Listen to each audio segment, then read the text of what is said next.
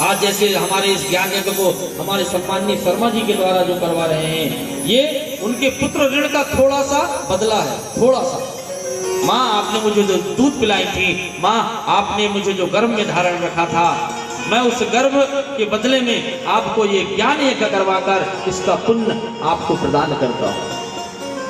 तो धर्म कार्य से ही संतान अपने माता पिता के ऋण से उत्तीर्ण हो सकता है, अन्यथा चाहे सोने के पल्ले में झुलाए, चाहे दुनिया का कोई भी ऐश्वर्य कुर्बान कर दे तो भी। माता रुक्मिणी ने प्रद्युम्न को गले लगाए, भगवान तो सब जानते थे, भगवान से क्या छुपा है, लेकिन लोक समाज की संसार की चिंता भगवान को भी रहती है, क्योंकि जानते हैं भगवान कहते हैं संभल कर चला कर नादान, नादान ये इंसानों की बस्ती है, ये तो मुझे भी नहीं छोड़ते, तेरी क्या हस्ती है, तेरी क्या हस्ती है।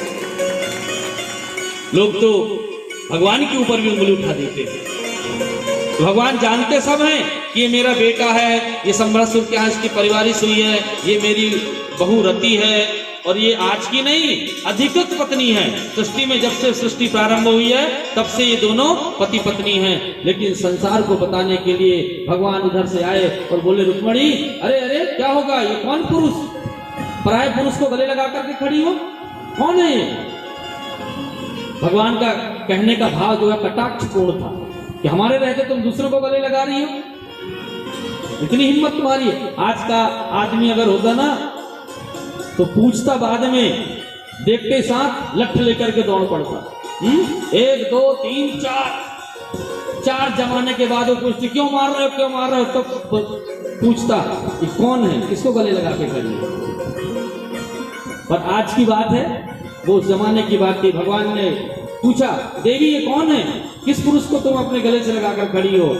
रुक्मिणी ने कहा सरकार कैसा मजाक कर रहे हो, देख नहीं रहे हो, इसके स्वरूप को देखो, इसके चेहरे को देखो, इसकी आकृति रंग रूप को देख करके तुम्हें लगता नहीं कि ये तुम्हारा ही बेटा है? ये वही बालक है जो सूत का ग्रह से हरण हो गया था, चोरी हो गया करेंगे। उसी समय भगवान श्री हरि नारायण की लीला से देवर्षि नारद का आगमन हुआ और नारद जी ने आकर के जब प्रमाण पत्र दे दिया कि द्वारकाधीश यही आपके द्वारका का असली उत्तराधिकारी है, यही आपका ज्येष्ठ पुत्र है, तब भगवान ने प्रद्युम्न को सहर्ष स्वीकार कर लिया। बोलिए द्वारकाधीश भगवान की जय हो।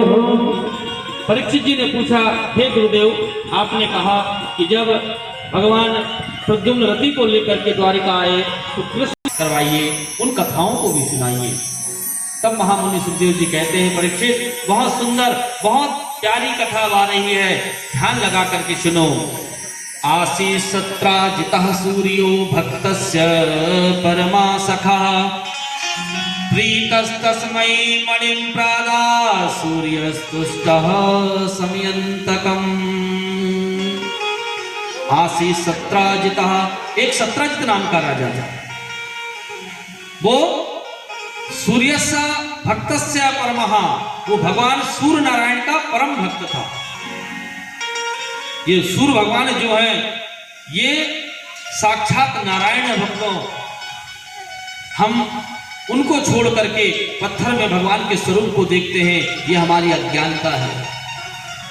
क्या चाहिए आपको, क्या चाहिए बताइए? धन चाहिए, बल चाहिए, बुद्धि चाहिए, वैभव चाहिए, मान चाहिए, प्रतिष्ठा चाहिए, ये सब कुछ प्राप्त हो सकता है। भगवान जन्मांतर सहस्त्रेषु दारिद्र्यम नोपजायते आदित्याय नमस्कारम ये कुर्वन्ति दिने दिने, ये कुर्वन्ति दिने दिने।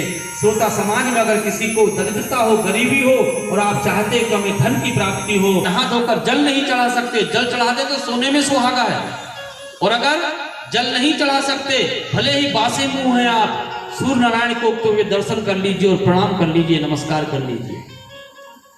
आदित्याय नमस्कारम, जन्मांतर जन्म जन्मों से अगर आपको दरिद्रता का श्राप लगा हुआ है, दोष लगा हुआ है, जन्मांतर सहस्त्रेषु, एक दो जन्म नहीं, 10 20 100 200 जन्म नहीं, सहस्त्र जन्म, 1000 जन्मों का भी अगर दोष आपके ऊपर दरिद्रता का है तो भगवान सूर्य को केवल प्रणाम कर लेने से, नमस्कार कर लेने मात्र से भगवान सूर्य आपके दरिद्रता दोष का शमन कर देते हैं, विनाश कर देते हैं।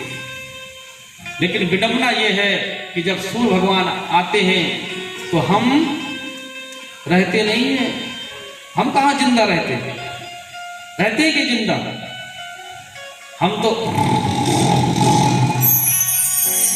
लोग हमको सलाह देते हैं, पंडित जी सुबह सुबह बड़ी प्यारी नींद आती है।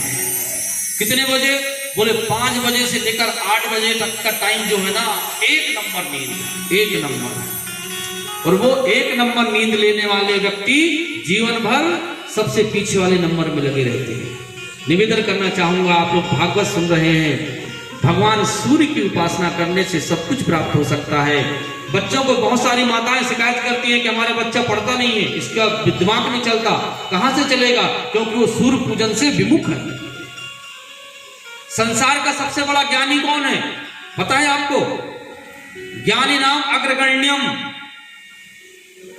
सबसे बड़ा ज्ञानी अगर कोई है तो वो है राम भक्त हनुमान।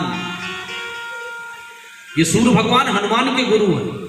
हनुमान जी भी सूर्य को गुरु बना करके विद्या प्राप्त करे। संसार में सबसे अधिक बलवान कौन है? हनुमान जी महाराज। अतुलित बलधामम। अतुलित, अतुलित का मतलब तुलना उसकी की जा सकती है जिसको नापने के लिए कोई किलो बाट मिल जाए। वजन नापने के कोई किलो बाट मिले तो उसकी तुलना हो सकती है। संसार में ऐसा कोई किलो बाट आज तक नहीं बना, उसको तोलने वाला कोई ऐसा यंत्र नहीं बना जो भगवान राम के भक्त हनुमान के बल की तुलना कर सके। अतुलित बल धाम, वो अतुलित बल के धाम हनुमान जी के गुरु हैं भगवान सूर्य नारायण। और धन संपत्ति वो भी